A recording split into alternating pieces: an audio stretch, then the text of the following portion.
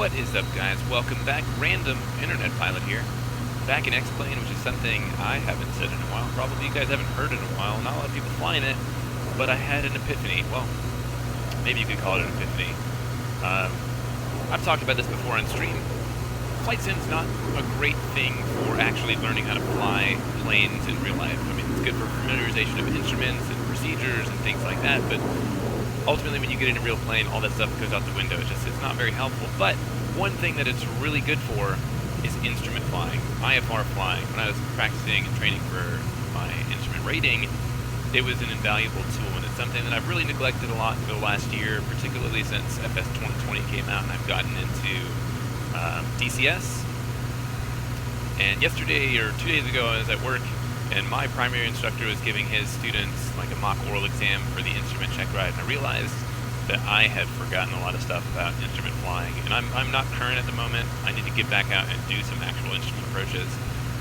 And so one of the ways that I'm getting back into it is starting back here in X-Plane.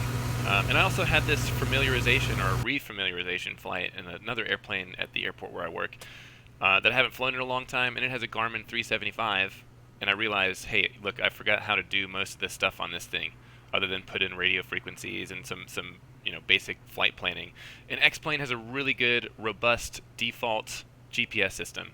I've got a Navigraph subscription, which I re-up, so I've got all the current nav data. So I can use the charts that I've got on ForeFlight and everything. But like I said, I'm primarily doing this to get back into instrument flying, to get back into a habit of doing these approach briefings and all that kind of stuff. And X-Plane's a really good tool for that. So even though a lot of people aren't flying it, it is still a really awesome flight simulator. And I've only done one flight in a Zebo, so hopefully this is going to go fairly smoothly because I've kind of forgotten a lot of stuff. GPU is already connected outside. Get the battery switch on. Ground power is connected. Emergency lights, seatbelts on auto.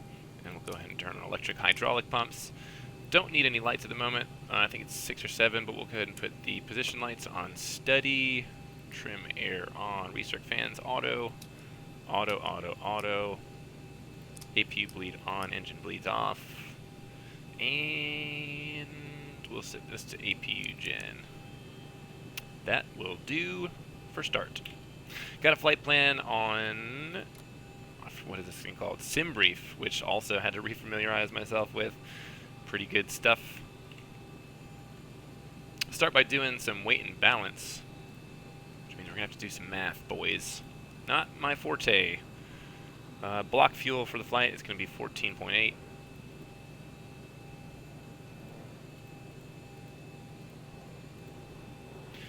And we need a takeoff weight of 45,795. So what's here? Our zero fuel weight right now is 95.43, and I'm looking for a zero fuel weight of, man, I hate math, 131,454. So you just subtract 95,043, which means that our payload, total payload is 36,000. Go down here for totals. 36,000. Annyeong, Kisa, X-Plane, we're back, baby. 36,411. Enter. There we go. So let's see if that gave us what we wanted to. Takeoff weight, it's good enough. That's good enough for me. Fuel required, we got that in there. Let's go ahead and call our fuel truck, and we should see him outside hooking us up with the juice, and we do. Jet A, baby. I love the smell of jet fuel. BT dubs. Next, I think it's been a while. Let's get this on nav, line and nav, IRS initialization, FMC position in it. We are in Daytona, going to my hometown. Daytona's KDAB. Reference airport, copy that on the scratch pad. There she goes. We're going to Atlanta. Hopefully I can get Chrome to work so we can pull those up and we can look at the plates and stuff together so I can show you what I'm looking at and what I'm doing. It makes it helpful for me as a teacher, I guess, but it also makes it helpful for you guys if you're following along to see what instrument stuff I'm doing in the first place. The next thing I would do in real life, let's get our crew cleaning and stuff. Get back there, boy. Close the the door, please. Spanx. So they're cleaning, and I need to open those cargo doors, don't I? Oh, they already open. Nice. Get our ATIS. Let me pull the ATIS up here. I've got a plate. Do I have a plate on 4 flights? Anybody? ATIS 132.875. Let's see if that works. Usually the frequencies in X-plane are the same. 132.875.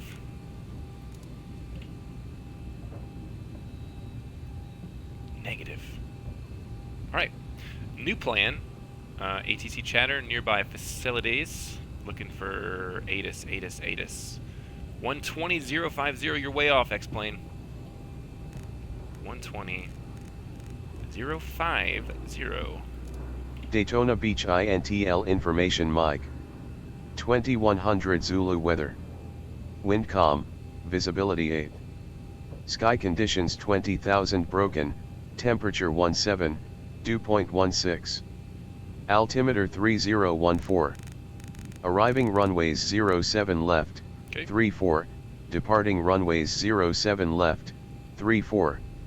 Advise on initial contact you have Mike. We've got information, Mike. The next thing I would do is call clearance delivery, which will plug in there, I guess. Let's see if the actual clearance frequency works here. Do we have a clearance? Clearance delivery 119.3.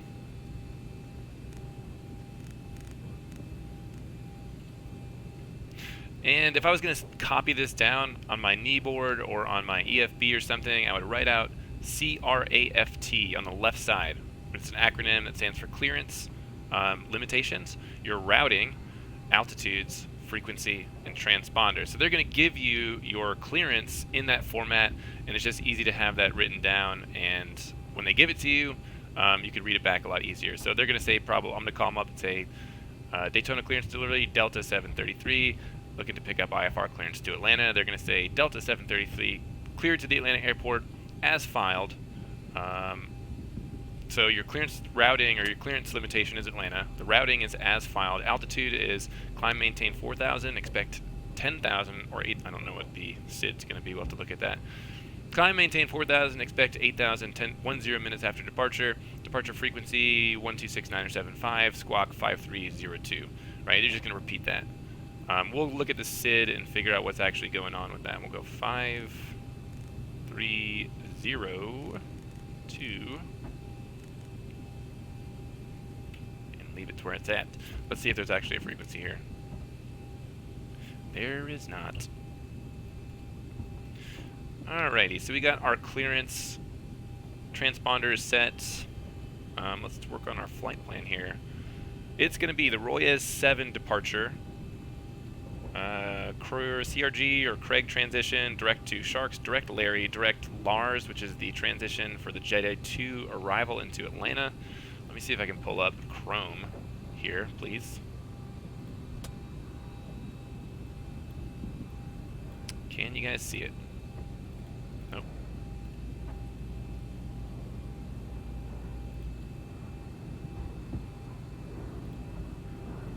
Let's see if I can get this to work. Come on, baby.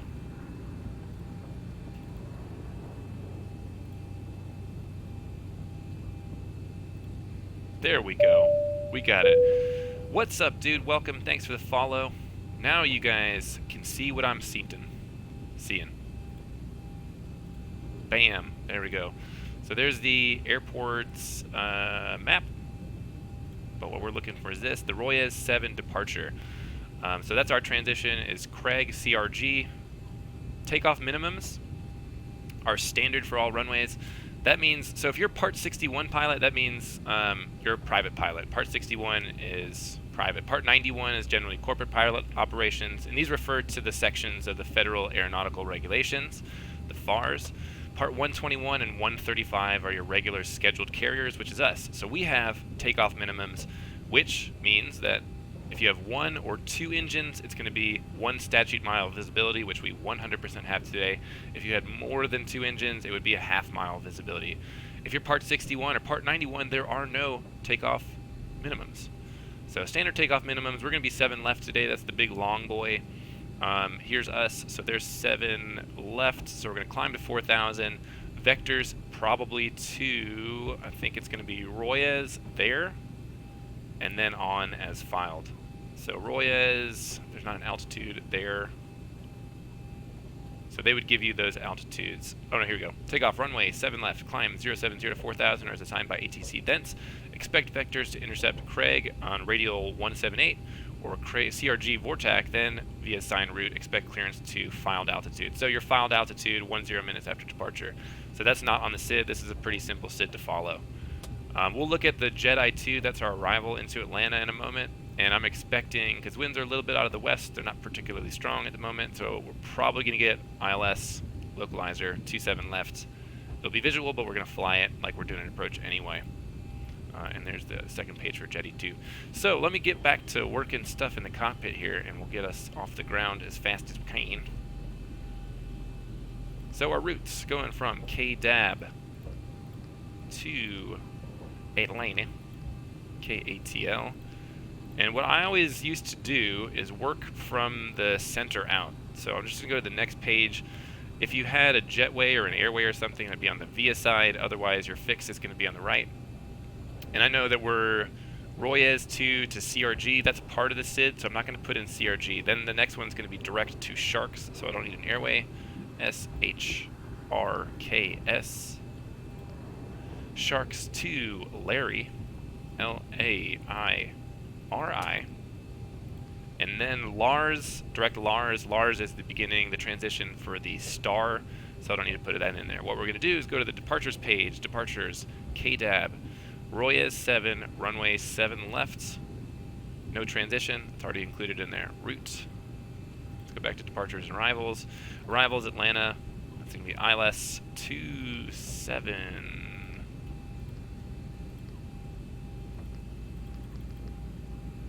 Wait, that's KDAB. No, go back. Departures, arrivals. There we go. Jetty 2 via Lars for the ILS 27 left, which is the shorter runway, and I'm not going to put a transition in there. We'll just go, I think, straight to the final approach fix because we're going to get vectors to final anyway. So routes, activate, execute. Let's go to legs and see. So 4,000, climb 4,000, then vectors to Barbs, then Royes. Those altitudes we'll figure out in a minute. CRG, Sharks, Larry. We've got a discontinuity between Larry and Lars. Copy that there. Execute, yep. Here's the regular arrival. All those altitudes are in because it's a star, which is our nav arrival. Puba, then vectors to Grumpy, which is going to be our final approach fix for the ILS 27 left. And it should have tempo. That's our missed approach hold fix, which we'll talk about when we brief our approach. Once we get going, yeah, boys. So that's good. Already got our IRS aligned, so let's do our init reference. Ground weight, blam. Zero fuel weight. Our reserves. Let me pull up my flight plan here. The flight plans that you get from SimBrief, I haven't looked at one of these in so long, man, but they're really good. It has all your NOTAMs and stuff, so if you're really wanting to cosplay or get into this, it's pretty cool. So reserves are going to be 6.2. Cost index, 20, not the best. Take us forever to get there. Flight level, 360. Cruise winds, 280 at 78.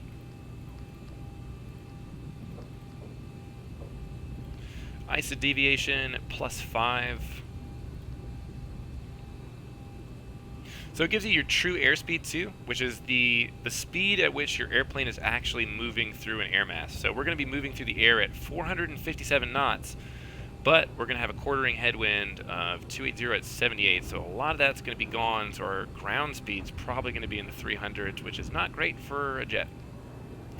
Outside air temperature, we're going to derate takeoff. I usually do 40 degrees just to save some engines. I'll leave the climb profile where it's at. Takeoff, flaps 5. CG 27.1. Trim's going to be 4.5. That's at V1 137, V rotate 139, V2 147. And I'm not going to mess with this page. It's dry outside. Don't really care. It's not going to really affect performance or anything too much. Init reference, we'll execute that and go back to my takeoff page, please. V2 147 on the MCP. 147. Check out my airport tab here and see what the runway heading is for 07 left, 072 degrees.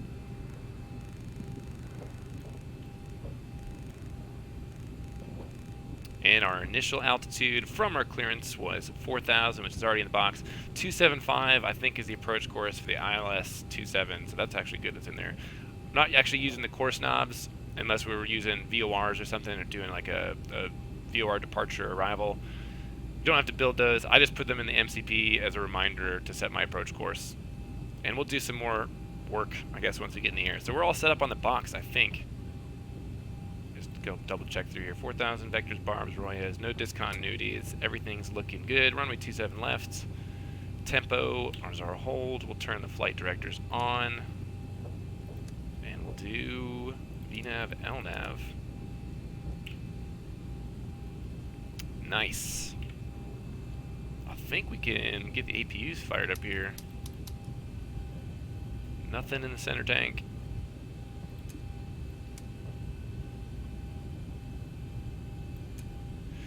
Already got a cruise level in the pressurization, 36,000. Landing altitude and land is about 1,000. And I believe the air conditioning pressurization page is all set up already. See if you can hear the APU kicking on.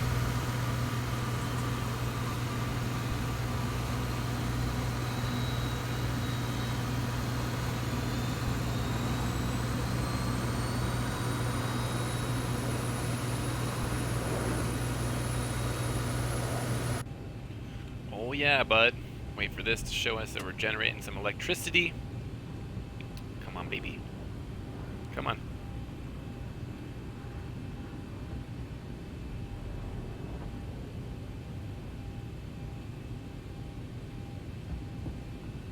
Any minute now. There it is. The APU on the bus. So it's taking over all the electrical load for us. We can disconnect our ground power. Park and brake is on. We'll go ahead and remove the chocks. Actually, I'll leave the chocks for a second. And we'll start our flight leg, get people loading on the airplane.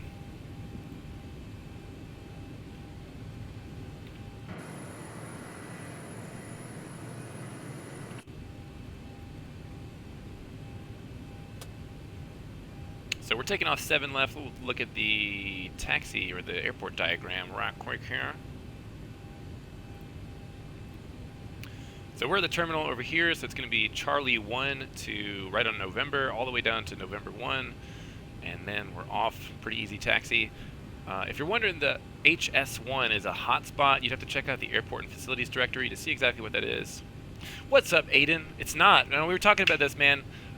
I'm not instrument current, and you cannot do instrument stuff in Flight Sim FS 2020. So I re-downloaded X-Plane, re-upped my subscription to Navigraph, and I'm dipping my toes back into instrument stuff. Yeah, see, I'm going to have to do, if I wait any longer, I think I've got until June, and then I'm going to have to do an IPC, which I don't want to do, so I'd rather be able to just go out in the next couple months and do some instrument approaches and holds and tracking procedures and stuff like that. So I'm just getting back up to speed in X-Plane 11.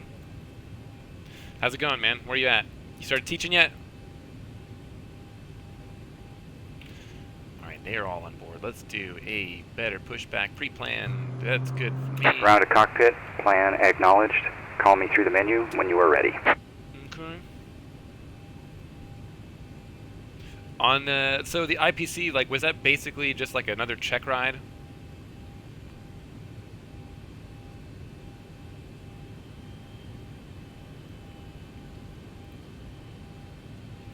Leg, set this on our takeoff page. Okay, see, that's hopefully that's what I'm gonna do if I have to do it at all.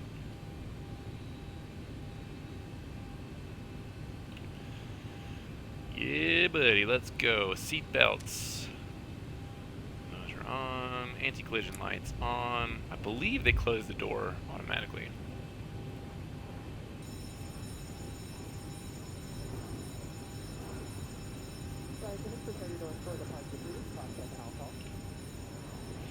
Yeah, I was just talking about how the other day my instructor was giving a mock oral exam for one of his instrument students who's coming up on her check ride for instrument, and I realized that, like, I've forgotten so much stuff. Good Like, evening, what is a ladies and mocha? gentlemen, on behalf of Delta. Oh yeah, I need to get that chalks. Ground to cockpit. Tow is driving up.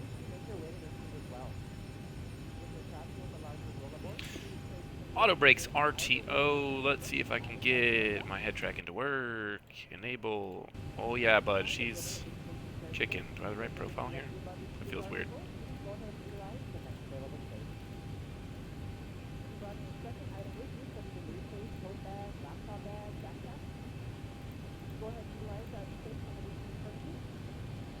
There we go.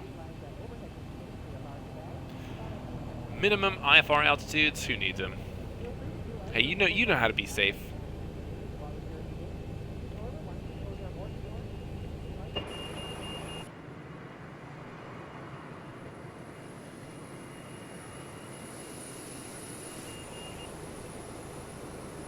Okay, all doors and hatches are closed, ready to connect.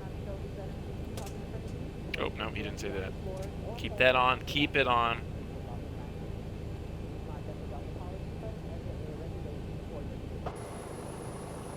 I will say, the graphics look shit, but I've had a pretty fun time playing X-Plane.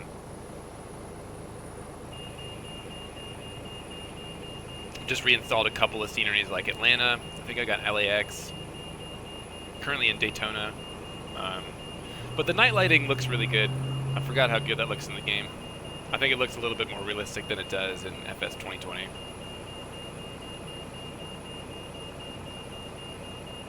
Yeah, but you just got your IPC check, man. You're good. So You're connected fresh. and bypass pin inserted.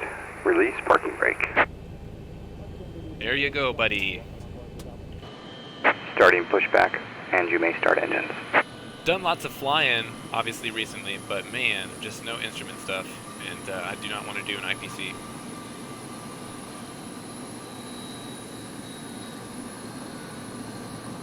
Another instructor that I work with, she just started working maybe 2 months before I did. She's already working on her double I. I'm like, man, just chill for a minute. I don't want to take any check rides in the near future.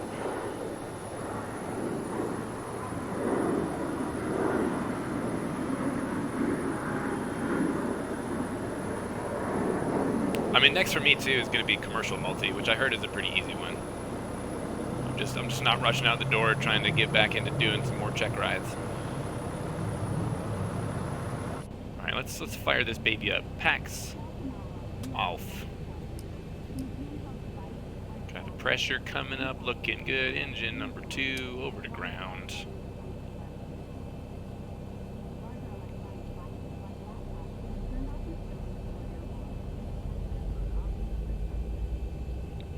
Yeah, do you know what are the requirements? I mean, not that I want to do this at all, but I mean, what are the requirements for a DP? It's got to be pretty extreme aeronautical experience, because pretty much every DP that I've ever worked with, it's like they've done everything.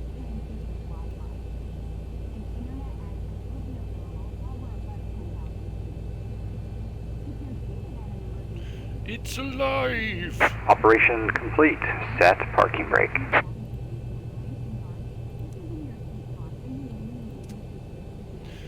Actually, Disconnecting tow. that's Stand by.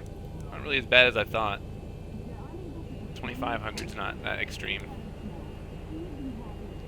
Alright, one good start. We'll flick that over to continuous for takeoff. Let's go left engine, ground, samesies. I don't know, man. Consider that you could do one check ride in about, I mean, depending on what it is, as long as it's not a CFI check ride or initial check ride, what, 5-6 hours, and you get paid $500 for it? To just sit there and ask questions and then ride passenger, basically. It's not particularly desirable for me, but I mean, the money's got to be pretty solid. And some of Tow those is guys, disconnected and bypass pin has been removed. Hand signal will be Shut on up. the left. We'll see you next time. Have a safe flight. get the F out of here. I'm trying to talk, man. And some of those guys, like, think about $800 to $1,000 for a CFI check ride. And they get paid cash.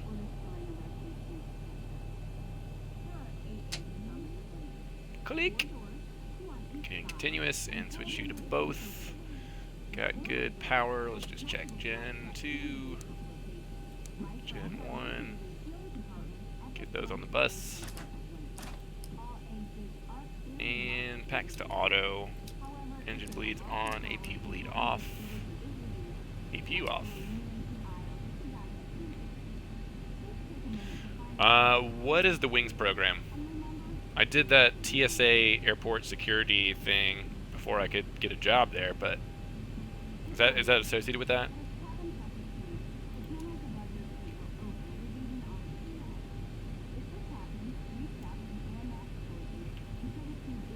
What is it? Explain yourself, man. Alright, flight controls are good. Do we have any pre-taxi checklists? What am I forgetting? I'm forgetting something.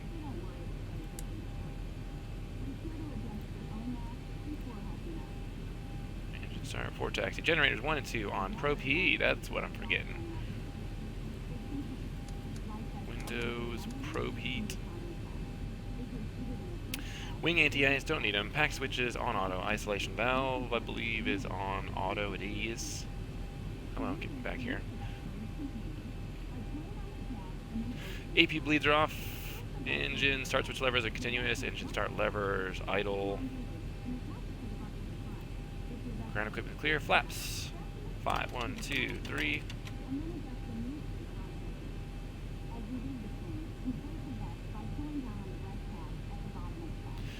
Oh, is it kind of like just like an online class that you take? I'm not really too worried about a flight review because I mean, at minimum, in the next, I don't know, probably the next 6 months, I'm gonna have commercial multi. So that's, I mean, pushing it back another 2.5 years. Flap lever set, flight controls checked. We did that one. Let's go set that. Systems, engines there, bottom blank, lower DU blank, home. Bye.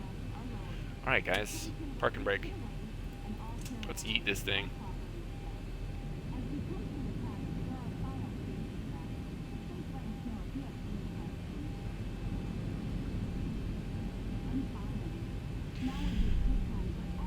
Doesn't sound too bad.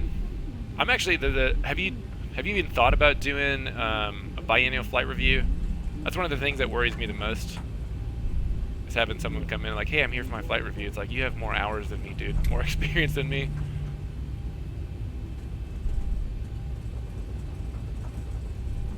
Well, how do you earn 3... What? How was it? What'd you do? Because I can't remember what the AC is, but there's some publication that the FAA put out that shows it's like how they, you know, suggest that you conduct a flight review, which was helpful, particularly for the CFI check ride, but I mean, I don't know. It still kind of freaks me out. Looking for November. There's November. Going down to November Uno. Right turn.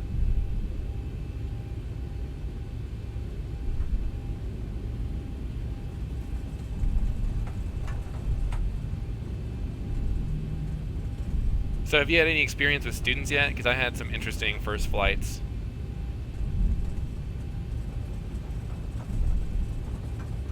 I think I've mostly gotten used to feeling uncomfortable, you know, somebody else flying in what feels like an unnatural, semi-dangerous attitude, but it's easier now, and I'm having fun with it.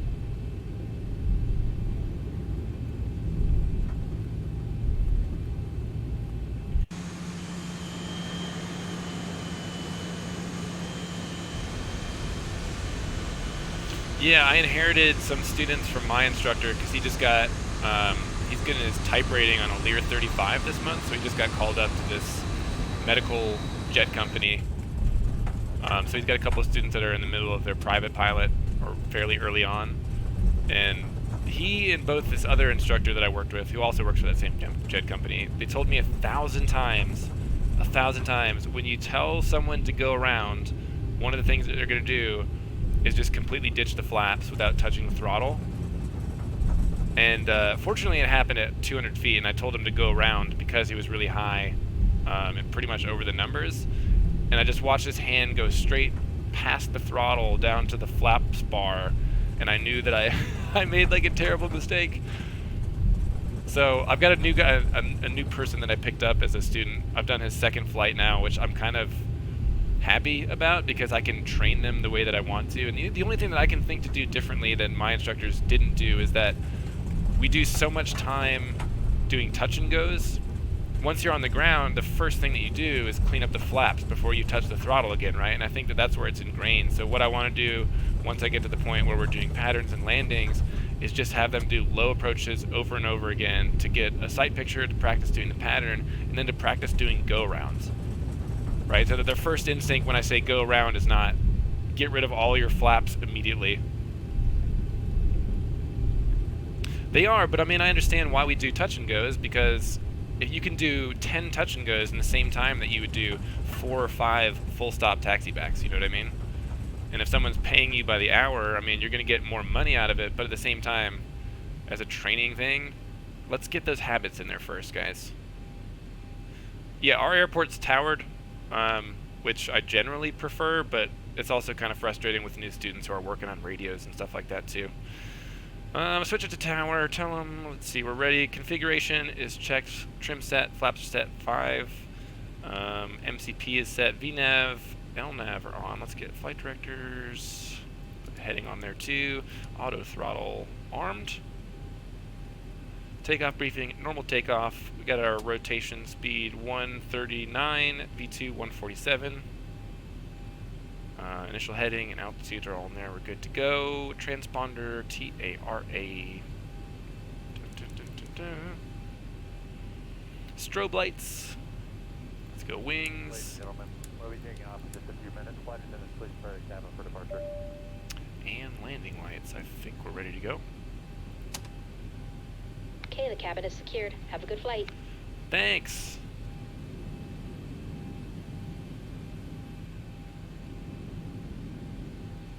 Clear final, let's go. First Zebo flight in ages. The landing should be interesting.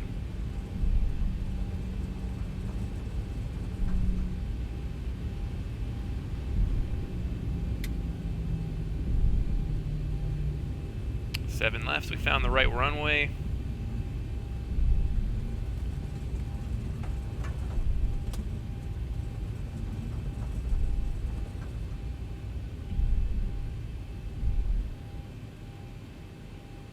Alrighty.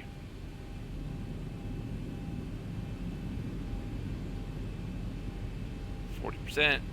Temperatures and pressures are stable. Let's go.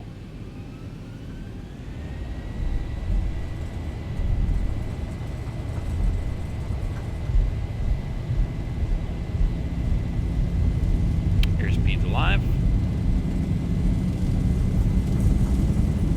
70 knots. 80 knots.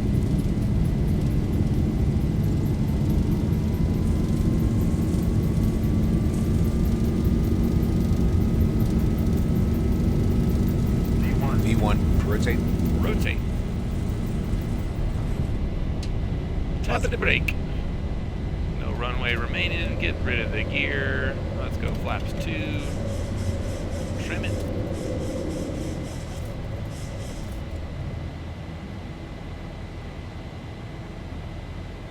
$400.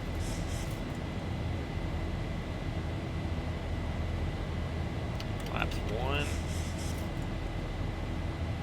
I don't like the climb profile here. 1,000.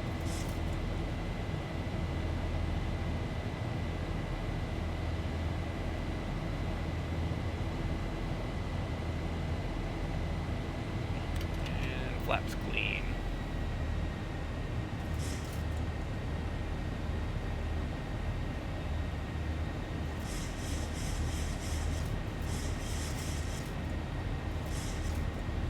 We're just going to climb on this heading to 4,000, and then we get vectors over to, what's our next one? Barbs. There we go, that feels pretty natural. Let's go autopilot and gear up and off.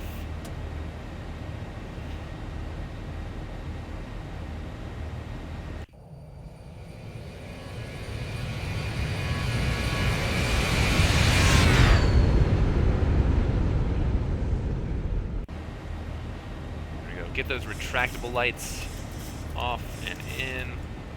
Runway turn offs can go off. Leave the other landing lights on. How about some weather?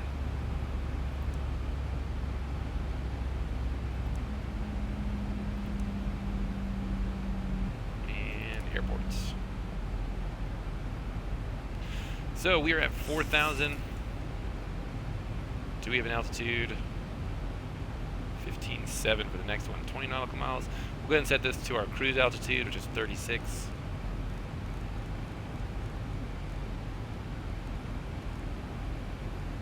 And go heading. Start our turn to the north. Say they gave us a 330 heading.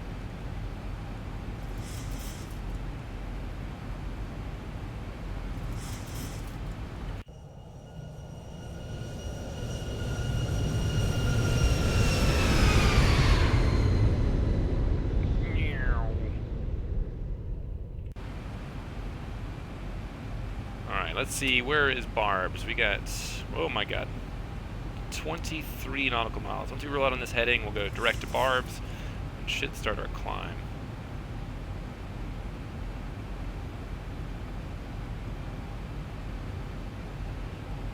Beautiful day down here. Actually, this is probably the best that X-Plane's going to look when you can't really see anything out the window, or if it's night. I kind of feel bad because I deleted, to make room for other things, I deleted all the ortho and stuff that I had for the United States, and I'm just not going through that again, you know what I mean? Alright, let's actually keep this turn coming.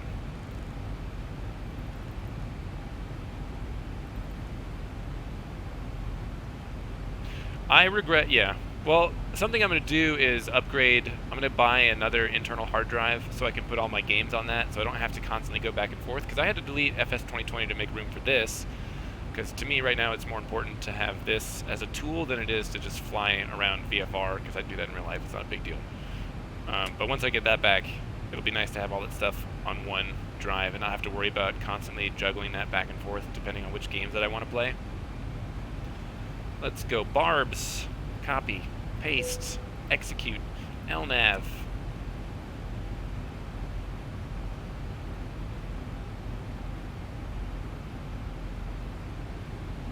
Like I said, man, getting back into X-Plane, I know it's not the hot thing right now, but as a tool for instrument stuff, for practice, it's really good, and I mean, I've had a pretty good time flying it. It's FS 2020, the instrument stuff is really disappointing. It's really disappointing that a year later, they still don't have decent functionality on the basic GPS receivers that they built into the game. Like, you can't even put a procedure in. I mean, I don't even know, does Navigraph work for FS 2020 now? Because I thought that was something that they were supposed to include as well.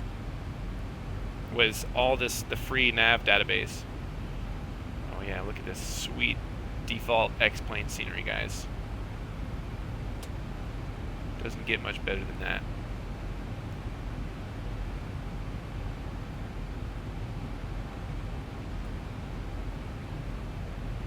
Hell yeah, not for long. Getting out of your hood. How much longer are you going to be in Florida? Are you staying there?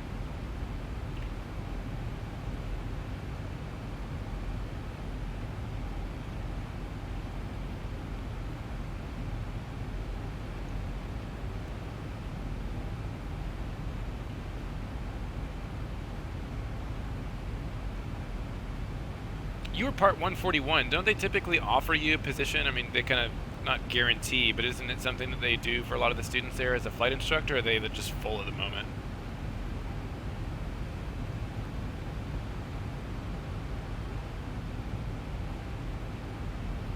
Gotcha.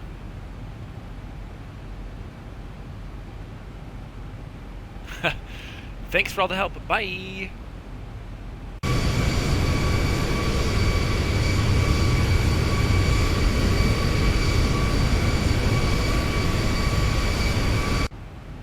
Probably would have been climbing during this whole period. We got 15 miles to Barb's. I mean, yeah, come on.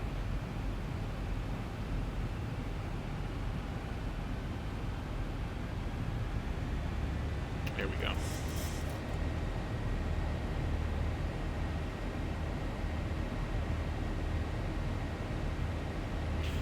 Alright, after takeoff, air conditioning. We're all set there. We got split needles, cabin altitude 200 feet. Differential pressure 2,000. That's good. Engine start switches, you can get those to off. Landing gear up and off. Auto brakes are off, flaps up and indicating. After takeoff checklist complete.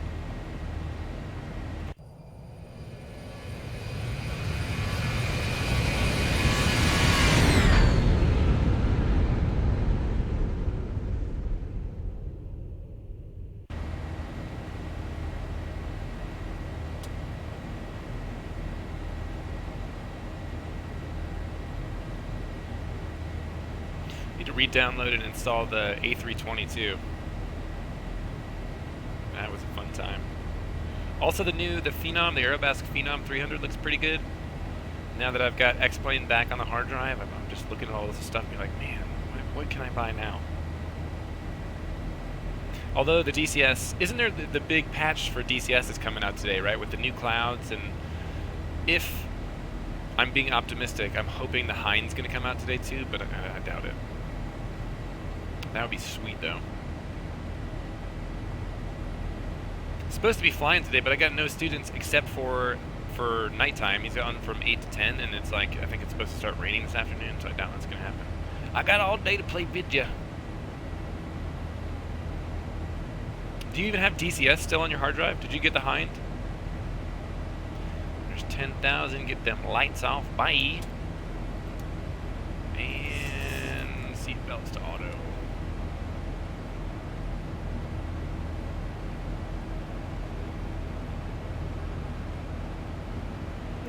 If you kind of squint, I mean, it looks pretty good. If you just do this a little bit. Once the night lights come on, it'll be all right.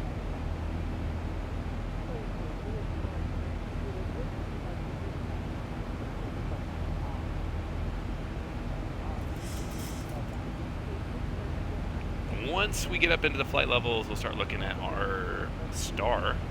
Jetty 2 arrival.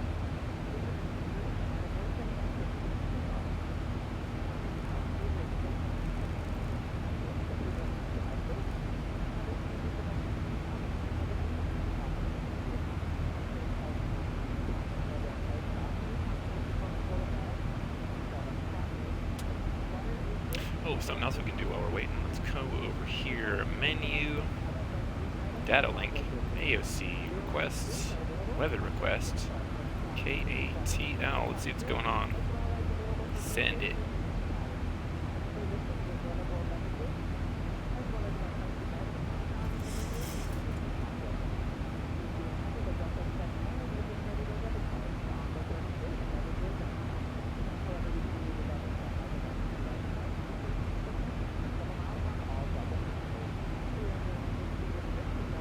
Alright, so let me see how close we get here with our true airspeed. For, I think the flight plan I said, what? True airspeed 457. So that's what we're looking for once we level off. Guessing ground speed's going to be like 360.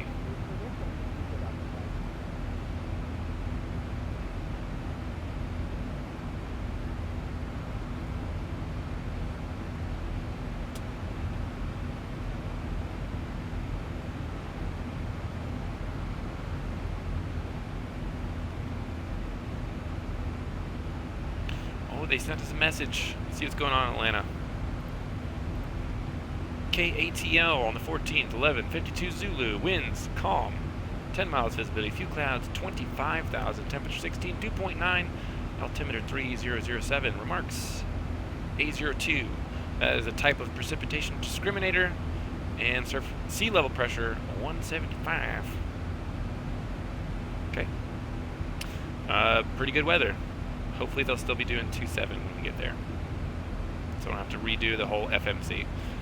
Coming up on our transition altitude to pressure levels, let's go standard 2.992.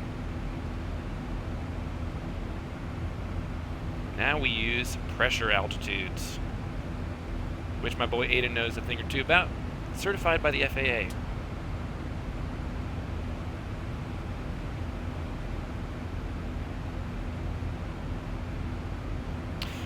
now we're just waiting for it to get to the top of climb. So let me pull up our star standard terminal arrival route. And I'll show you guys what's going on. Chrome, there you go. Here is the Jetty 2 arrival. Note number 1, radar required. Means you have to be in a radar environment. Probably for us, we're going to be on with Atlanta Approach Control 127.9. Note number 2, you got to have RNAV. This is a GPS approach. Note number 3, DME, IRU, or GPS are required. Obviously GPS for RNAV. Turbojet aircraft only. Probably most other ones not going to be able to do this anyway because starting altitudes, flight level 240. So that's our transition is Lars at or above flight level 240. We got these published holds along the route. And then once we get to Puba, it's going to be radar vectors to final for use when landing west, which at least right now we are. If we were not and we were still following this, they would probably just give us radar vectors and assign altitudes along that route. Page number 2. So our Lars transition from Jedi on track 320 to cross Daffy at 8,000, then on track 320 to Graham, then on track 004 to Puba, then on track 004, expect radar vectors to final approach course, which is what we were talking about. Lost communications, 27 left, cross Jetty at or above 10,000, cross Daffy 8,000, cross Puba at 6,000. So basically this is saying if you lose radar contact, you're already on a filed flight, so you're going to squawk 7600, so ATC knows that you've lost radar contact, and then just continue the approach and the flight as filed.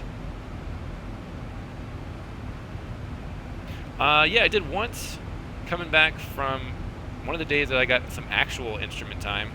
I can't remember what the arrival was. We were coming from the northwest, and I did an arrival back into LZU, but it was pretty simple.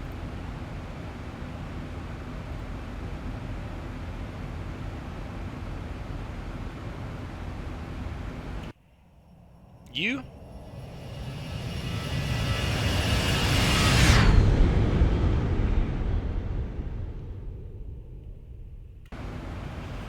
Wow, okay, let's get this set. 40 is good. We still got weather on over here. KJAX, KSGJ, St. Augustine. CRG. So Craig Executive should be around here somewhere, right? Been there before. No popcorn. They didn't have any popcorn in the FBO. That is a no-no.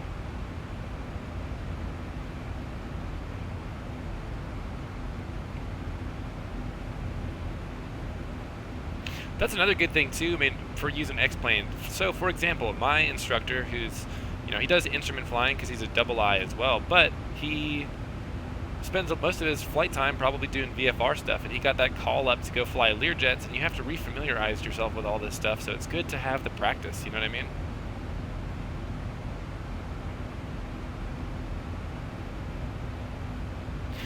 Oh, you know what, maybe... Is that one of my instructors was telling me how to, when he's talking about how to renew his certificate, is that the program that you use, the online course that you use to renew your CFI? I mean, that's a way out, but...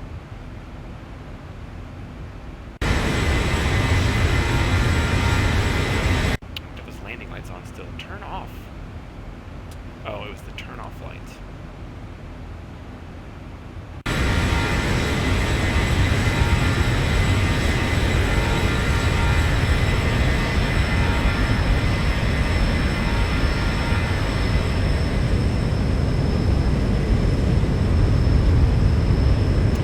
So bad.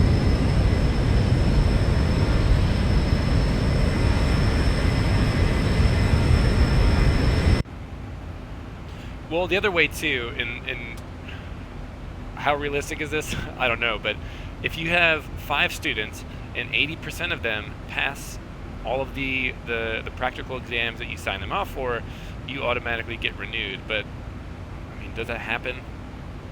I can already tell with some of my students that there's lazy habits. You know what I mean? Things that I don't like, but I don't know. You can tell someone, it's like when I was teaching middle school girls. You can tell them over and over again, but until they learn something themselves experientially, they're not going to have any sort of behavioral change. You know what I mean? I'm hoping for me too. Yeah. That would obviously be the easy way. Well, that's something, when I'm doing stalls, My instructor, he kind of reiterated, like, it's really easy if you're uncoordinated to get it into a stall if you're in a power-on scenario. And then when I did spin training, you realize how hard it is to actually do that. And then when I did the CFI check ride, the DPE was like, no, I mean, just let them have a come-to-God moment, you know what I mean? Let it roll a little bit when they have an accelerated stall or something, or the first wing stalls, and it's like when the plane rolls over, they realize that they're supposed to put in more right pedal. It's not that bad. And like I said, I've gotten kind of used to feeling uncomfortable when I'm in an airplane with somebody else flying now.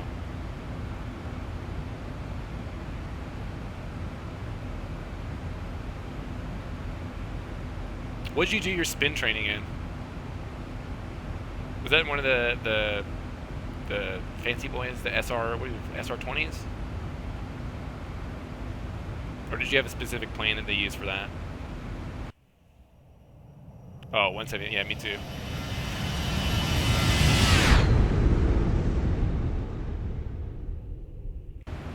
Too fancy, they wouldn't let you go up and spin in the SR.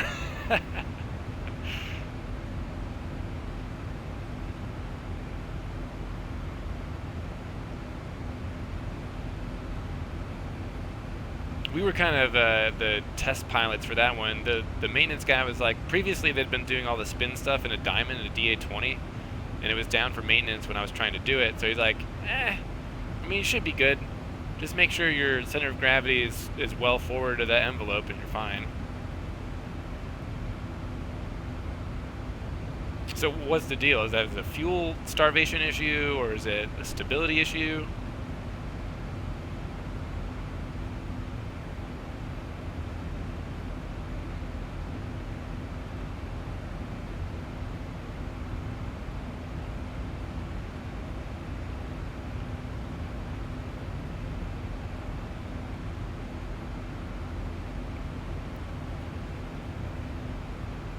Yeah, but can't you get it into a utility category with weight and balance? That's basically what we did. I mean, the CG was like outside. It was forward of the envelope, the complete envelope.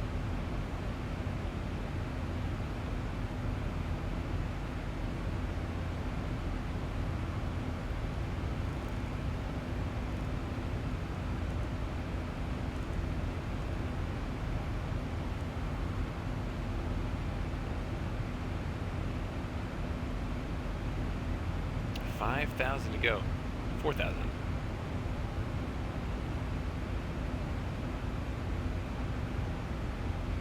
True airspeed's getting pretty close. What did I say it was supposed to be? 457. We are at 448 while climbing.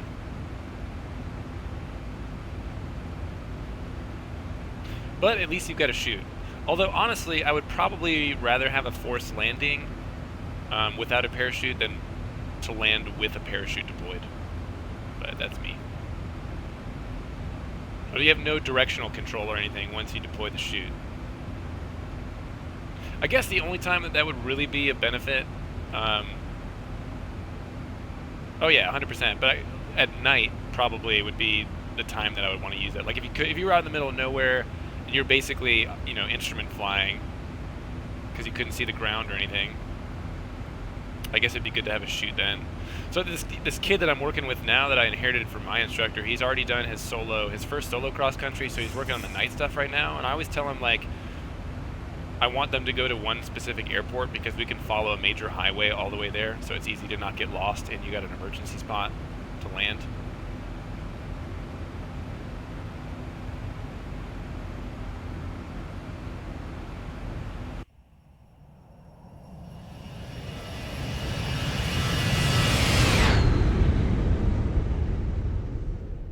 Baby.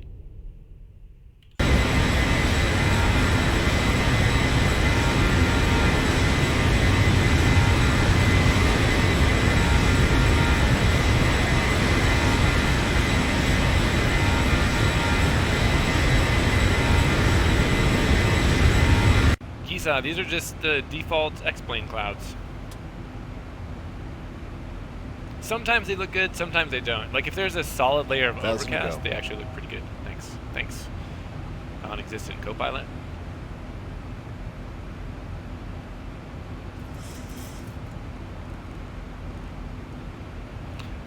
Lars was at or above 2, yeah, there we go. So the star is already loaded in there. We're all good to go. Lars at or above flight level 240. I don't know about that. And then detester.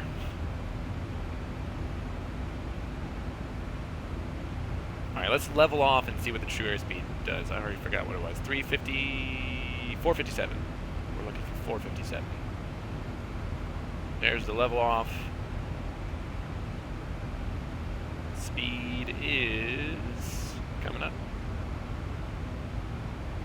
76 knot headwind. Ugh.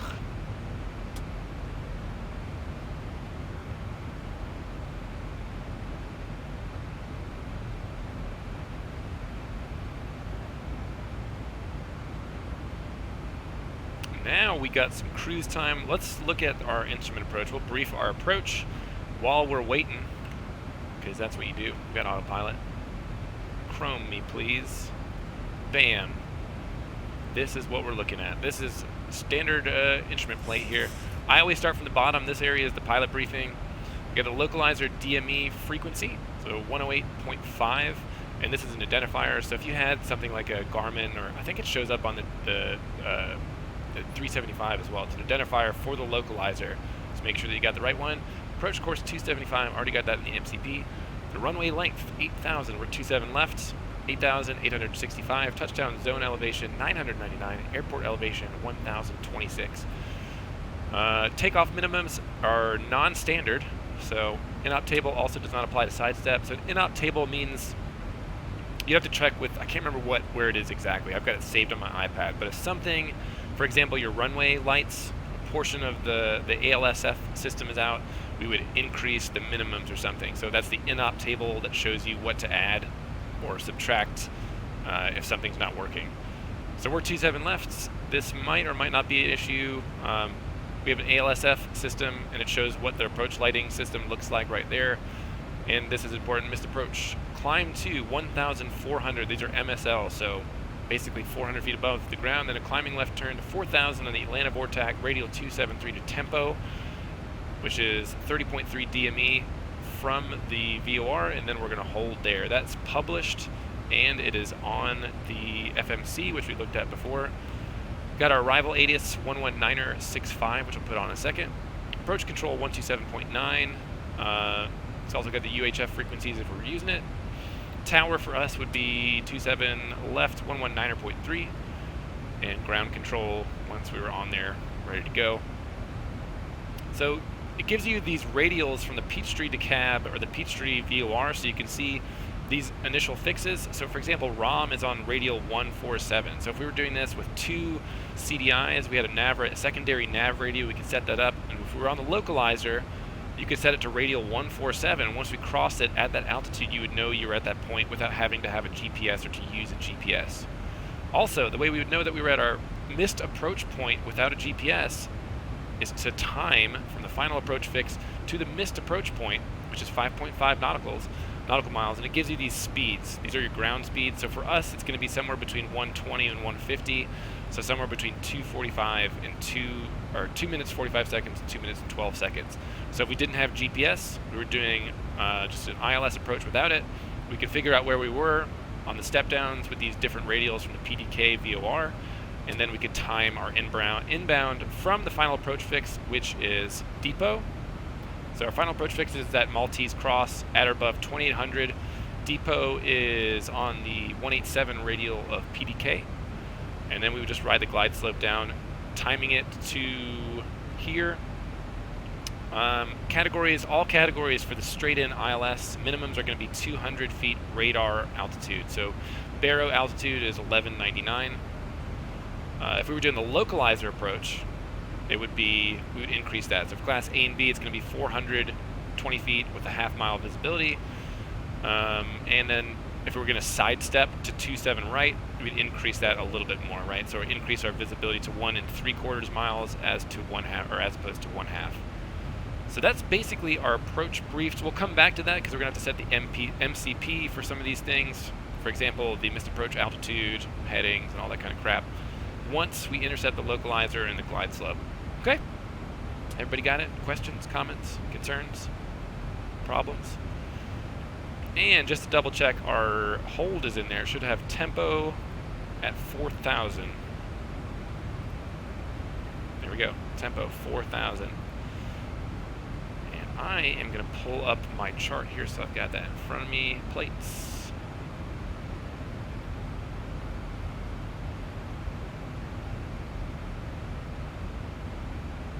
Atlanta. Looking for. There's so many plates in Atlanta. Oh my god. Procedures. Approach. ILS. The last time I did a hold was when I did my instrument check ride. Also, I'm pretty sure that I told this story. Let me find this plate real quick. We're doing the 27 left ILS. There she is. And the localizer 108.5. Set that on both these guys. Oh, it's already in there. 108.5, 108.5. When I was doing my instrument check ride, I can't remember if we were doing a localizer approach or a VOR approach, and I forgot to start timing from the final approach fix once we passed the VOR. And up until that point, I'd been using the cockpit clock to monitor my time and holds on the outbound and all that kind of stuff, and then doing other approaches, and I just completely forgot to do it when I passed the final approach fix. So I got probably, I don't know, 20-30 seconds into it, and I realized that I effed up pretty big, and I just pretended like I was looking at my watch.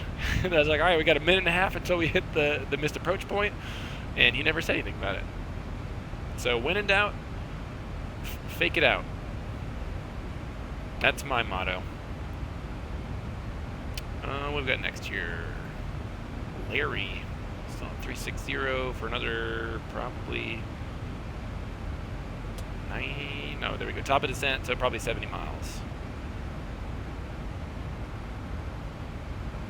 Now we just get to look out the window and enjoy this freaking sweet X-plane scenery.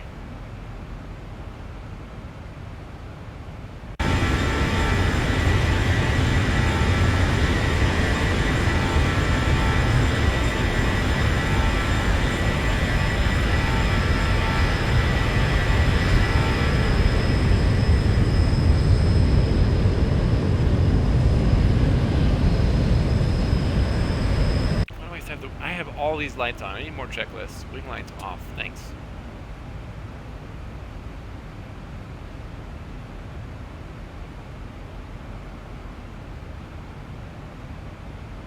What did I say? Total airspeed, or true airspeed was supposed to be 457. We're at 441. Not too bad. Ground speed 398. Still kind of crappy for a jet. Let's see, if we were going the other way, it'd be juicing, boy.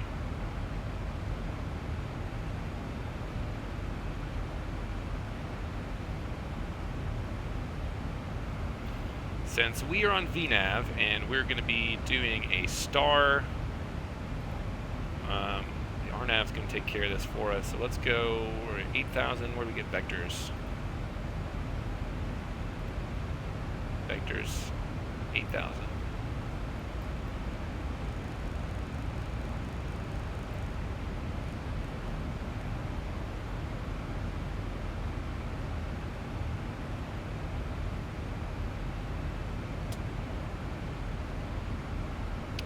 Set up here. I'm way ahead of the game on this one. Recheck the weather, I guess. I'll give us something to do.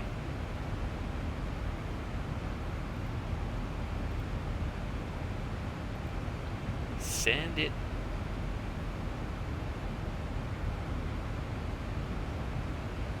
I might adjust the time a little bit here. Make it flight configuration. Oh yeah. Probably help if I got some lights on.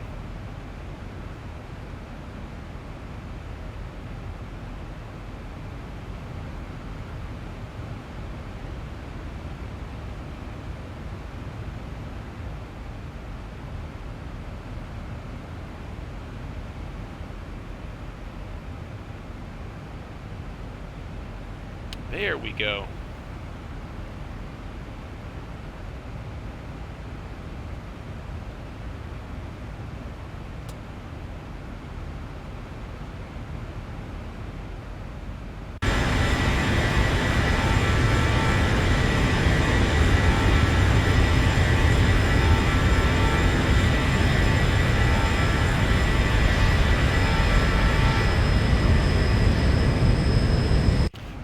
all right when you get the night lighting going on. Let's go get the logo on.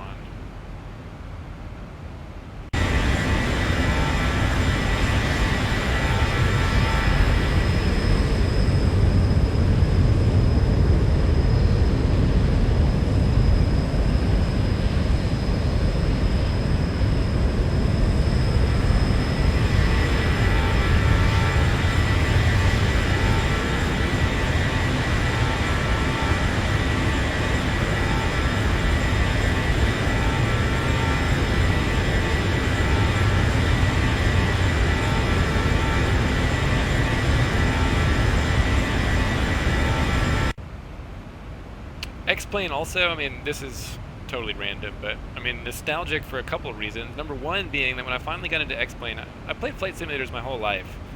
But when I was in Korea, I got into X-Plane, and then I started thinking about, you know, going and being a pilot. And X-Plane was really what pushed me there. I was like, man, I can fly planes in X-Plane. Might as well just go try to get an actual pilot's license. So it's good. It's good to be back for a number of reasons, I guess, and that's one of them. That's neat. Learned a lot also from playing X-Plane. A big one too was like with ATIS and METAR, for example, like this, which we're about to read, something I learned how to do from flying flight simulators.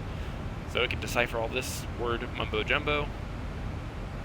Winds are still from the west, 260 at 3 knots, so I still am expecting the same runways. 27 left, 10 miles visibility, few clouds, 20,000 few, 25,000. Temperature 18, 2.11. Altimeter 3008.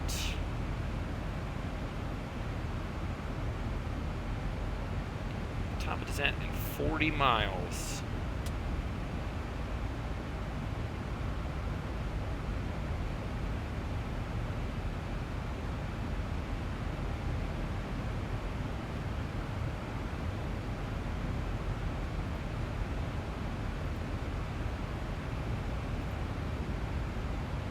Oh, I need to set the minimums. Radar. Hello. Keep it on radio minimums, looking for 200.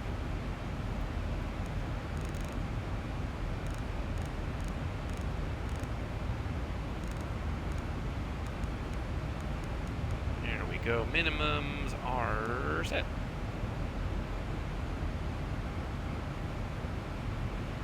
And have to remember the missed approach altitude when we get down to it. 4,000. Approach course 275, which I still got on the MCP.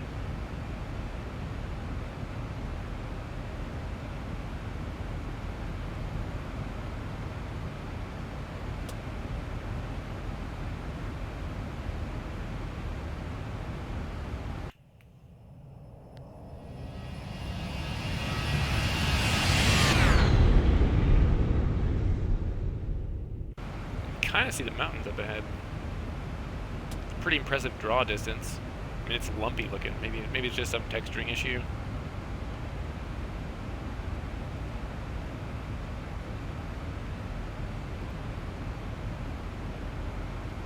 So Lars is next. That's the start of the approach. 34 miles. Top of descent in about 30.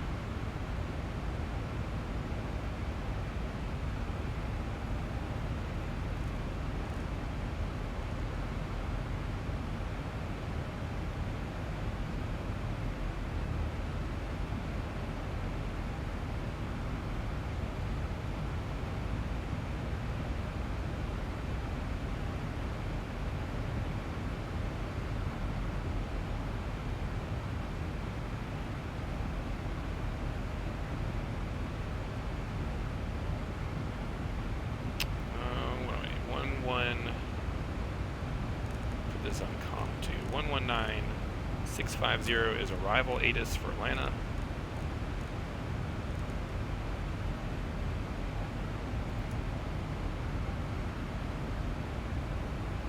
And our approach control coming from this direction would be 127.9er.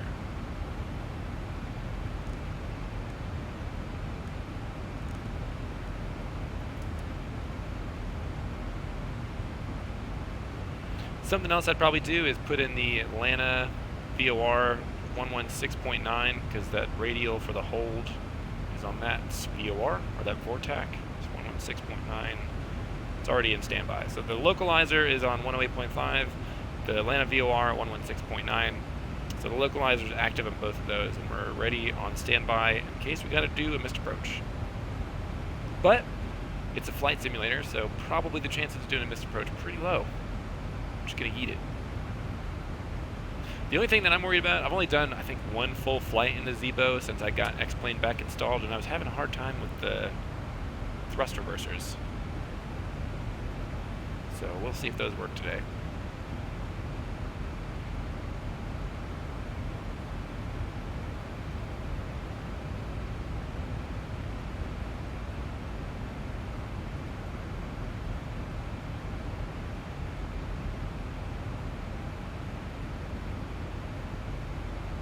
See if we can see where we're at here on the map. Dublin. Where else is on here? Warner Robins, so Macon is still up ahead, and MLJ. Been there a few times. That's a cool airport.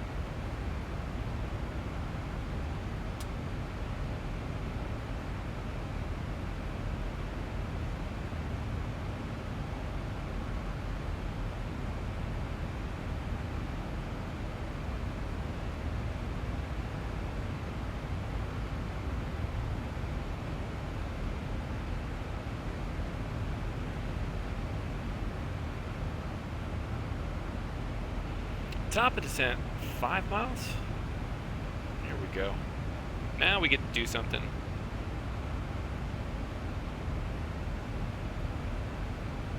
I'm gonna go ahead and set the auto brake before I forget. We got 8,800 feet, so we'll go auto brake 2. And usually once I start descending, we'll do our landing reference stuff, figure out what's going on there.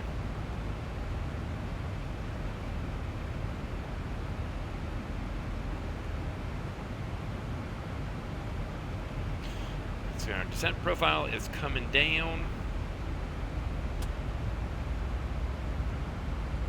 Here the engine's coming back. And we're descending.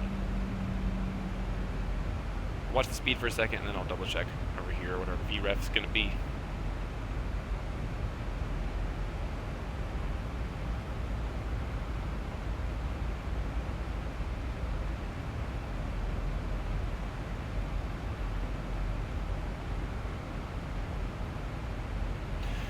Looks good to me. Weather is still good. Still expecting 27 left. Let's go menu, FMC, index, approach. Do flaps 30 at 147. There you go. That's in the computer. Glide slope is on. And we'll actually leave that there. Double check it's showing up here. 30 at 147.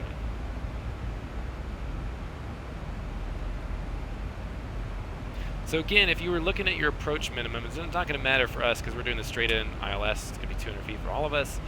But if you're doing the localizer or the DME approach or whatever, your ground speed is the determining factor for what the missed approach point is going to be. So like I showed you on that approach plate towards the bottom, missed approach point is, let me pull it back up if I can. I think I closed it already. Nah, we still got it. So down at the bottom here, if you guys, let me zoom in so you can see this clearly. If we were doing just the localizer for this approach, we didn't have our GPS.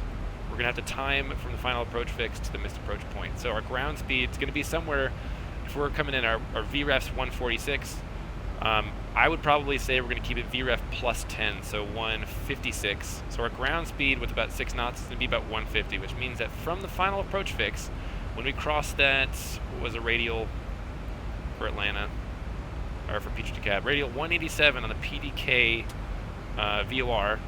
If we're descending on the glide path from that portion to our missed approach point, is going to be 2 minutes and 12 seconds. So we would start timing. We hit that timer once we pass the final approach fix, if that makes sense. Bye. And now, close Chrome 2. How we doing? Still good. 29. And I believe they said, I'll pull this back up just for a second so I can see pressure before we get the ATIS approach. Nope, nope. Menu, data link, requests. Just send them another one.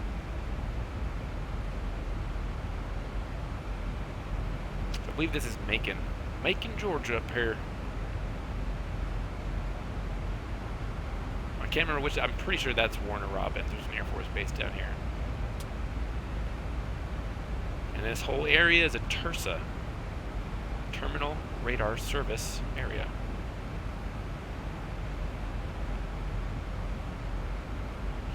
There we go. Pressure still 3008. At this point, if you had gotten your clearance to descend, I guess if we were descending on the RNAV, it wouldn't matter. We could go ahead and change the pressure. So I'm going to go ahead and set that. So don't forget 3008.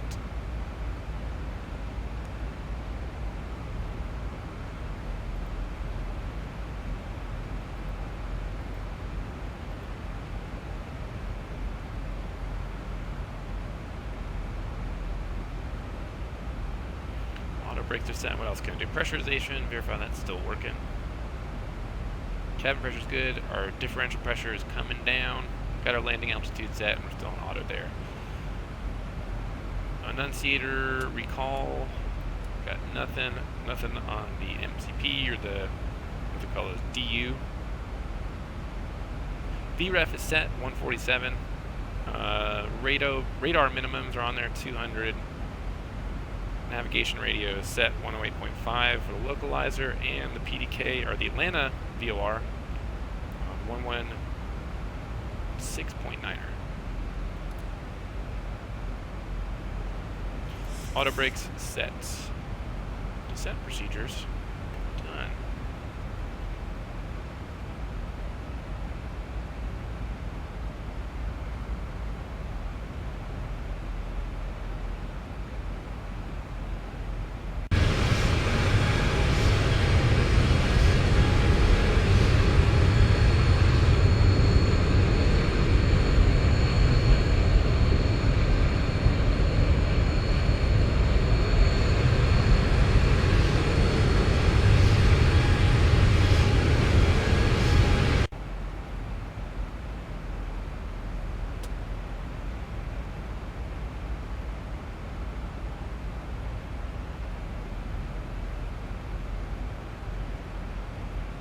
Usually in X-Plane, it seems like you start to get your ATIS around the time that you're hitting the transition altitude, which is why I went ahead and switched over to our local barometric pressure.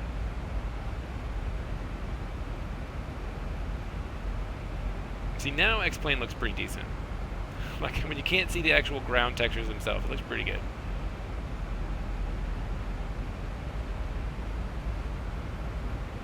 Also, like when you're, short final and stuff, and you can see cars going back and forth on roads around you at night, the headlights and everything. It looks nice.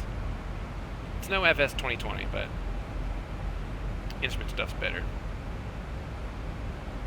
Also, the airport lighting I think looks more realistic in X-Plane than it does in FS 2020.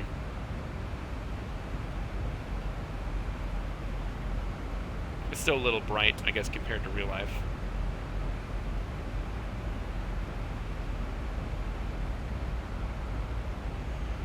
20.5.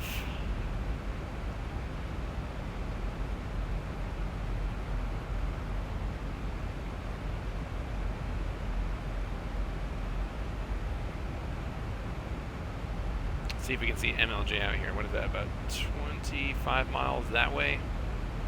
There it is. So So right there is Milledgeville Airport, which is a cool approach when you do runway 28. You come over here and you do your approach over the water, which is neat. Looks good in FS 2020. It probably looks garbage doing it VFR in X-Plane, but it's cool you can see it from here.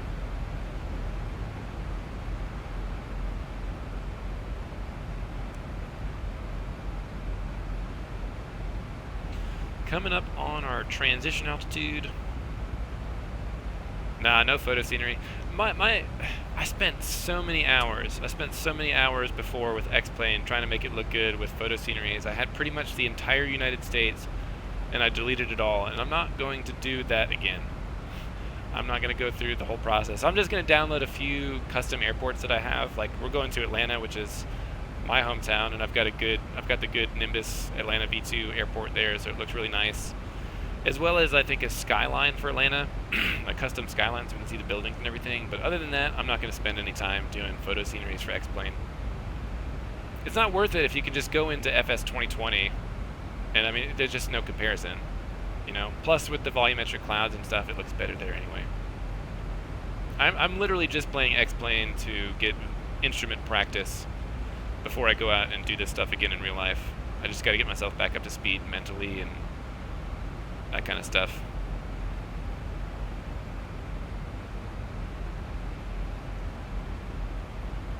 Still no ATIS here. 119.65.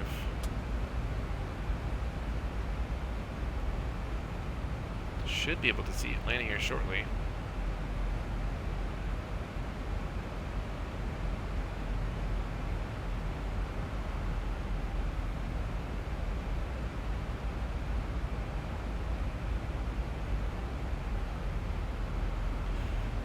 Clean this up and see what the approach looks like. I want to give myself vectors here. Let's get airport.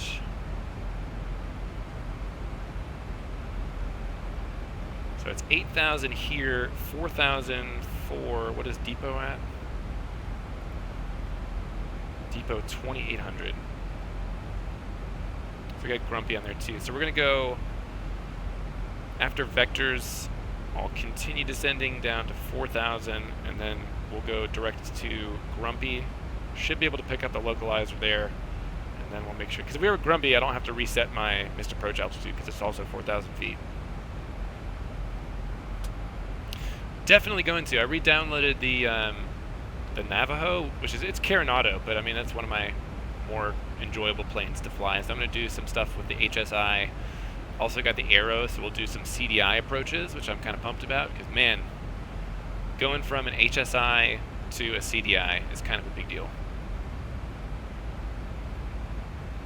Hartsfield Jackson Atlanta INTL information Oscar 0 Zulu weather. Wind light and variable, visibility more than 10. Sky conditions 20,000 few, 25,000 few, temperature 17, dew point 11. Altimeter 3008. Arriving runways 27 right, 27 left, 26 right, 28, 26 left, departing runways 27 right, 27 left, 26 right, 28, 26 left. Advise on initial contact you have Oscar. Alright, got information Oscar. Still, we got the right runway that we were expecting, 27 left. Already got our altimeter set. Pretty much good to go. All I got to do is get us down to 4,000 after we cross Puba. And then we'll intercept the glide slope and the localizer. Still looking for Atlanta out here though.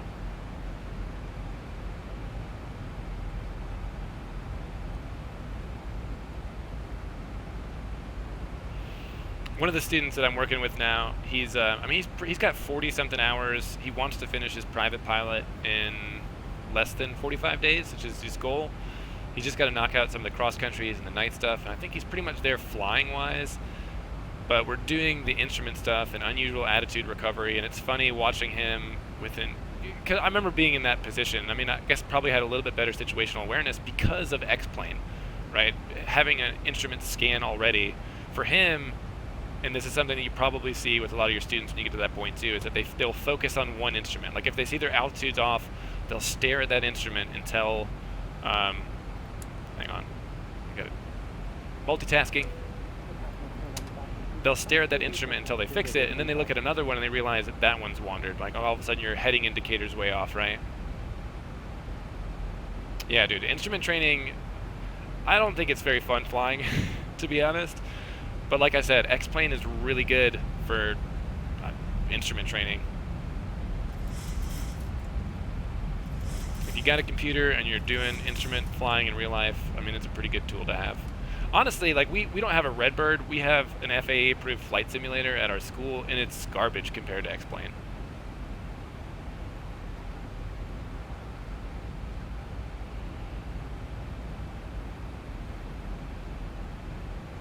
Also, wind's calm, so I don't have any excuses if I screw up this landing.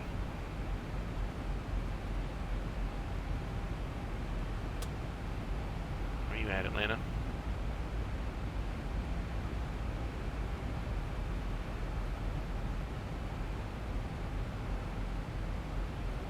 Yeah, well, I mean, that's why the flight simulators are bad for VFR flying, is because there is no tactile feedback. And I had that attitude, and I'm sure I even talked about it on the stream before I went back to Atlanta to start flying, was it like, hey man, I'm good at flying simulators, I'm going to be a good pilot. And then you get in an actual airplane, you can't hold your heading, you can't control your altitude, and it just feels like you're juggling plates, chasing something, right? That takes a lot of time to build up tactile feeling or response to what the airplane's doing. Some of it's sound, some of it's is visual, I mean, and a lot of it's feeling that you just don't get from a flight simulator. But the only thing that I think they're really good for is instrument flying, and that's why I'm back in X-Plane.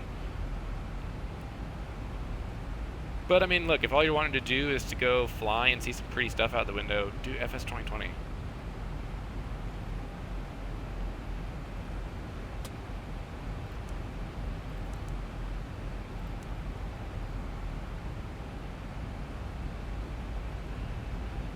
So far, I don't need speed brakes. I've got that armed. Auto brakes are set. So now you can see the final approach course here. All the white parts are where we're probably going to be able to pick up the localizer. Probably the final approach fix is depot, but we're probably going to be able to pick up the localizer, obviously, at Grumpy. So I'm just going to decelerate and descend down to 4,000 there. Maybe below 4,000 at Grumpy. So we'll do 3,500. And hopefully we'll intercept everything and not have an issue. There's Atlanta. So I mean, that's pretty bright to what you would see in real life. What happens is kind of like the runway lights and taxi lights and stuff all blend in with lights from other surrounding areas. It's hard to see until you're kind of close to them. Usually you can see the beacon. So green and white rotating light somewhere.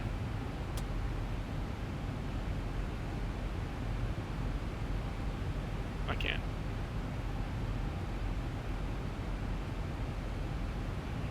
Alright, let's just go...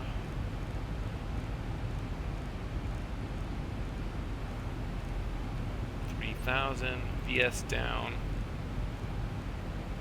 Melon, what is up, my dude?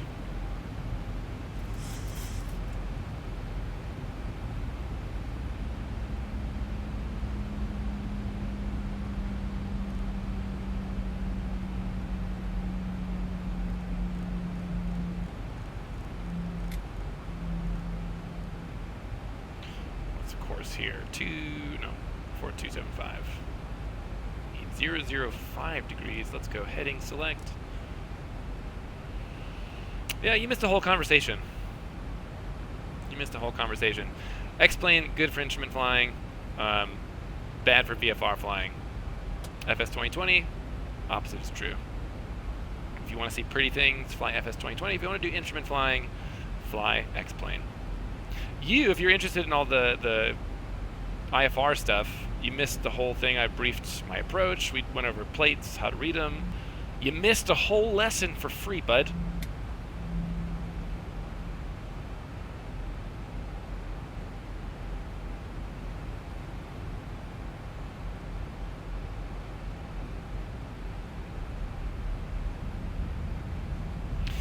Yeah, I mean, I don't have I can't have a streaming schedule. I got too much stuff going on at different times. And Twitch does a bad job of notifying people when...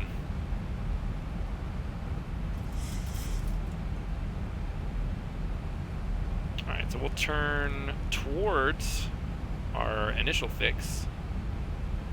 Just get it going in that direction, and then I'll go grumpy, reactivate, execute, LNAV. And now I'm going to go ahead and set up our heading for missed approach 275.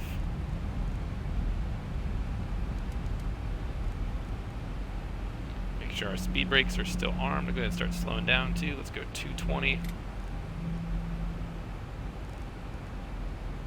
And flaps. Uno.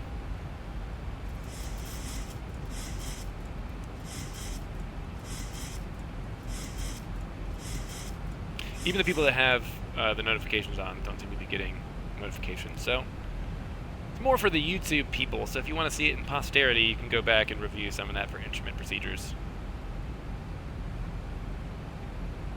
Well, I was just complaining that, I mean, a year afterwards, I would expect some more functionality to have been added before with the GPS. So that's the part that I'm primarily disappointed in.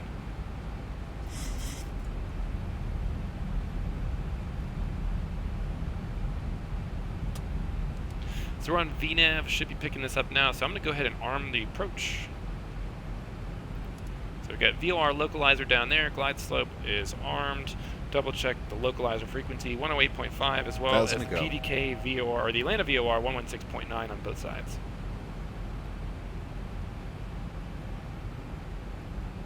And we'll slow down our descent rate.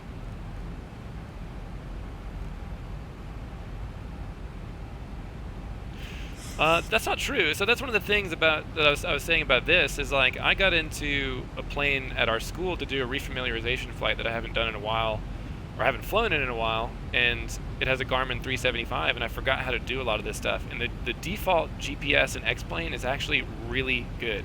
It works almost precisely like the Garmin 375 and the 430 does in real life.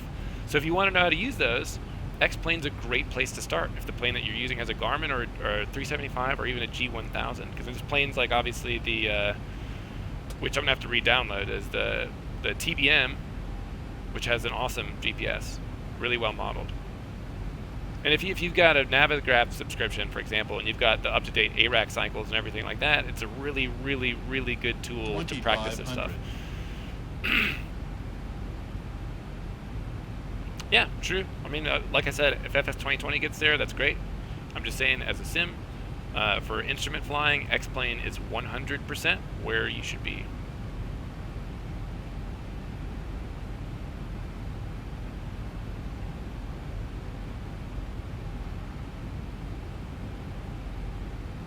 Should be picking up the localizer here in just a moment, as well as the glide slope. You can see it right there, so we're a little bit below it at the moment. Get my little feet on the pedals.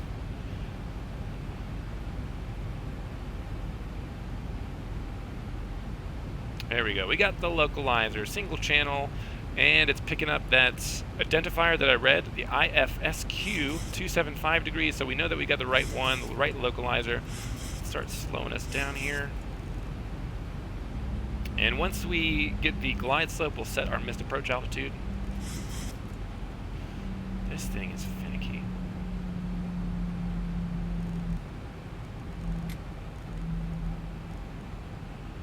Double check our speed brakes are armed. They are. 275. Just waiting on the glide slope.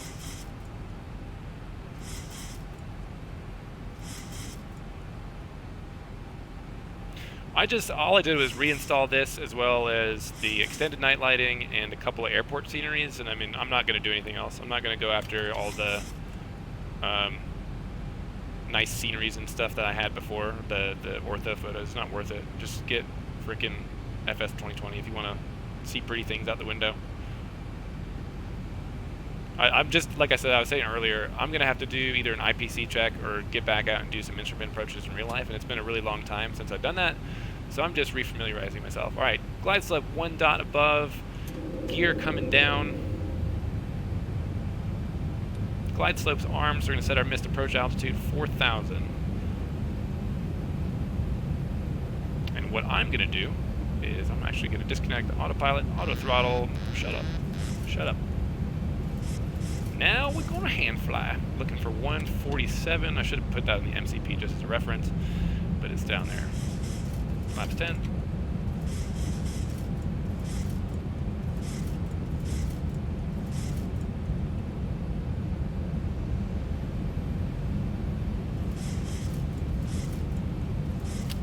14. A little high. That's alright.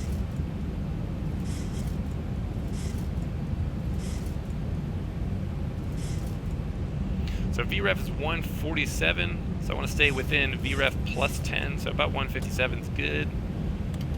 Flaps 25.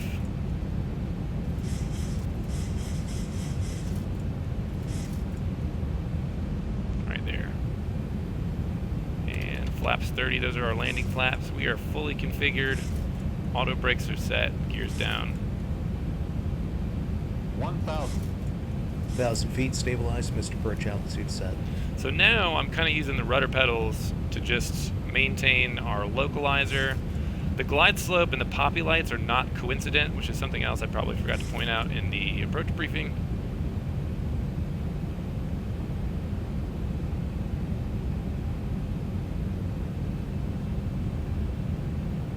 So now, right, this level and stuff at night, the night lighting in X-Plane I think looks better. It's more realistic than FS 2020. So this is about the only time that it looks better is when you can't actually see the ground.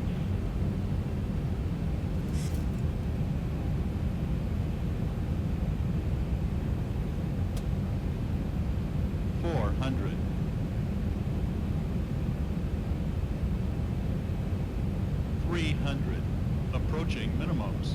Minimums. 200.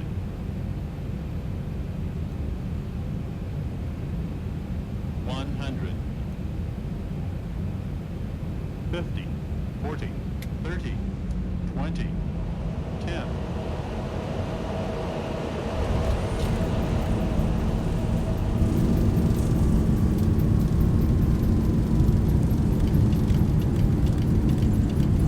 Flaps up, weight on wheels, thrust reversers are going.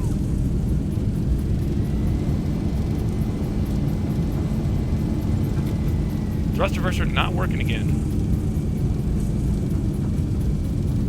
Can I make the high speed turn off? I don't know what's going on with the thrust reversers on this airplane. 80 knots.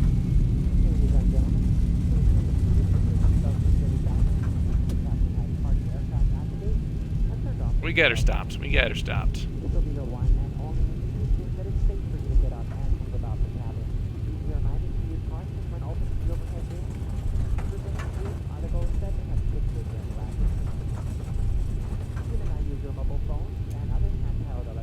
APU.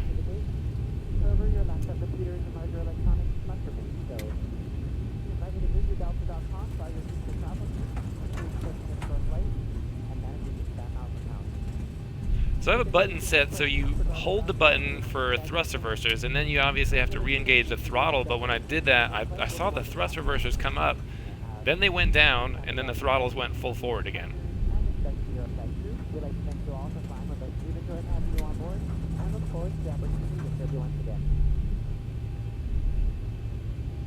Hold short here and make sure we got everything cleaned up before we cross over this next runway.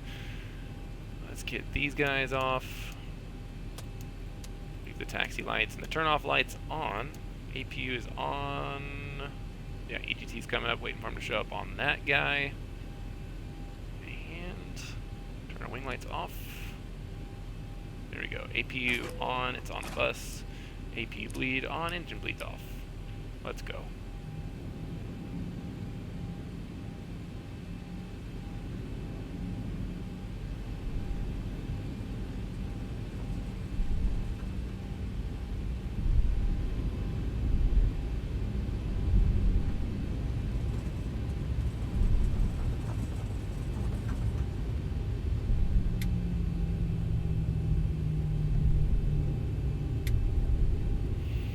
Yeah, I usually turn off the auto throttle once I'm on final approach course there.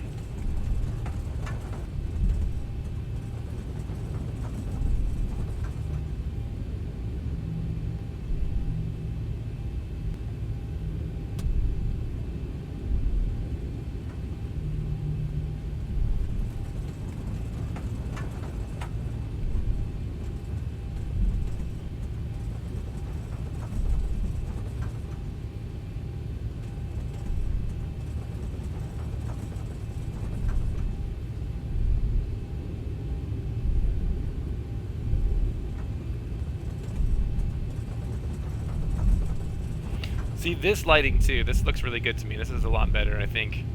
Another one of the places where it's probably a strength of X-Plane.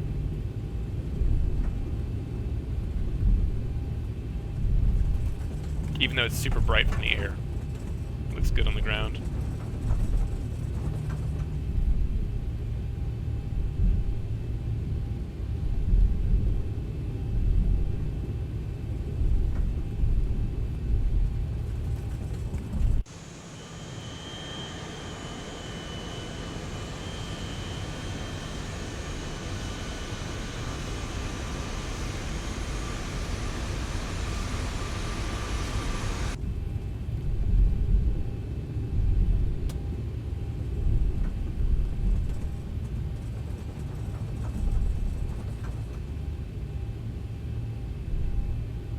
Yeah, this is the Nimbus Atlanta. That's why I flew here. It's like I have all the default scenery. Like I said, I'm not going to go through the whole ortho scenery process again, but at least the airport that you fly to will look good.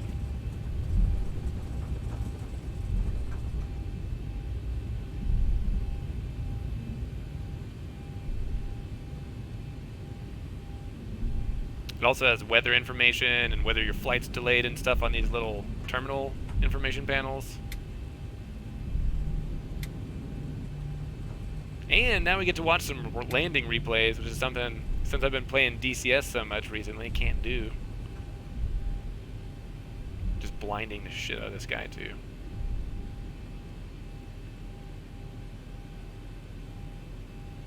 I don't know, what plane should I re-download for X-Plane? I want to do some more instrument flying. I've got the Navajo already. I don't think I want to get the 747 again. That was kind of crap. Let's turn those. Whoa, whoa, whoa. Taxi light off. There we go. Park and brake on. Engines off.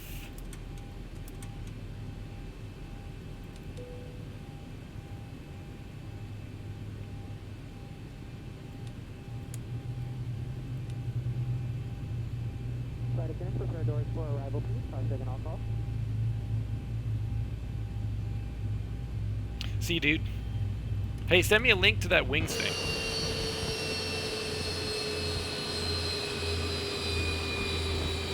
Oh yeah, 732 and probably the 727.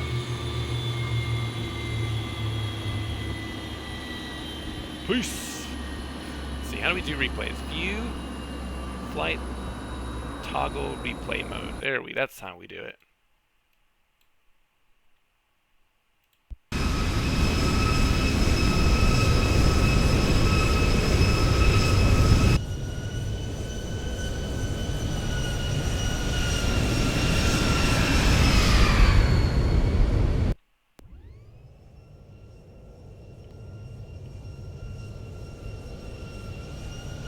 Hang on.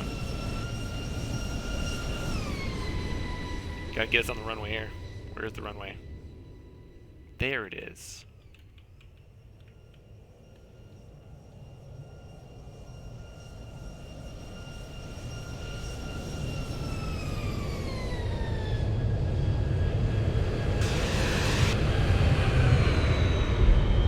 Freaking greaser right there, boys. Until the throttles went full forward again. I wonder if the speed brakes, yep, those are the throttle fucked up.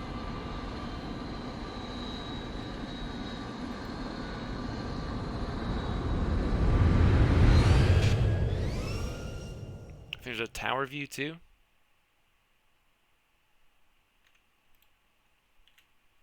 Yeah, buddy.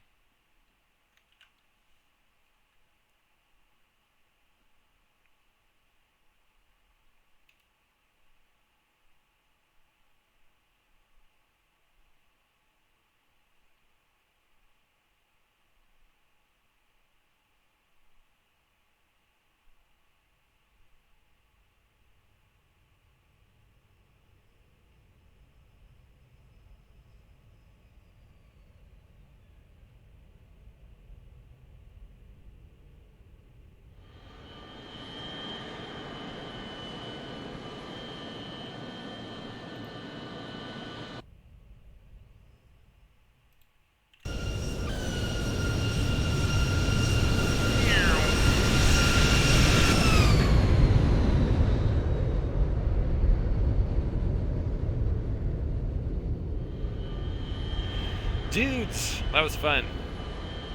Yeah, definitely gonna get the TBM back installed. 732, the 727. Probably start there. The 727s are also really good because you can fly them without the GPS. You can just do VFR, SIDS, and star, or VOR, SIDS, and stars, and you can do pretty much your whole flight like that, which is pretty cool. So we're probably gonna do that. Definitely want to get back into the G1000. But like I was saying, I mean, you can fight amongst yourselves. Fly whatever flight sim that you want to, but right now, as of right now, X-Plane is pretty much like the preeminent instrument flying one. I mean, like I said, the Garmin, the 375, the default GPS with it is actually really functional, and if you have a Navigraph subscription, it's good. It's really good. You can practice anything that you do in real life, and that's really what flight simulators are good for. Not so much the actual hand flying, you know what I mean? The feeling of flying an airplane. You don't get any of that from flight simulators, and it's a hard transition, but for instrument flying, they're excellent. They're excellent. If you guys have any questions, you can leave them in the comments. I'm going to be back doing some more instrument flying.